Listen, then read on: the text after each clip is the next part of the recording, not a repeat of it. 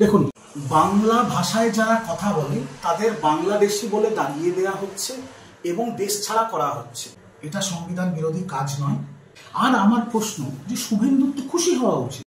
শুভেন্দু তো দুহাত তুলে লাফায় জোকারের মতো মঞ্চে যে আমি হিন্দু ধর্মের স্বঘোষিত ঠিকাদার, আমি সনাতন ধর্মের স্বঘোষিত ঠিকাদার। তো যে নিজেকে সনাতন ধর্মের স্বঘোষিত ঠিকাদার বলে তাহলে তার তো খুশি হওয়া উচিত যে দুর্গা মন্দির হবে। শুভেন্দু অধিকারী, সুকান্ত মজুমদার আমার সাথে একটা ন্যাশনাল চ্যানেলে বসে সুকান্ত মজুমদার জগন্নাথ ধামকে বললো অ্যামিউজমেন্ট পার্ক, মহাপ্রসাদকে বিজেপি বলছে হালাল প্রসাদ, বিজেপির নেতারা জগন্নাথ দেবের প্রসাদকে কুকুরকে খাইয়ে দিচ্ছে। এখন এরা দুর্গা পুজোকে, দুর্গা মন্দির হবে সেটা নিয়ে খিল্লি করছে। বিজেপি তাকে হিন্দু বলছে না, কিন্তু যারা জগন্নাথ মন্দিরকে নিয়ে খিল্লি করছে, জগন্নাথ দেবকে নিয়ে খিল্লি করছে, মহাপ্রসাদকে হালাল প্রসাদ বলছে, যাদের মালিক পাকিস্তানে গিয়ে বিরিয়ানি খায়, যাদের দল যারা গোমাংস এক্সপোর্ট করে, গরু কাটে, তাদের থেকে চাঁদা নেয়, তারা হিন্দু।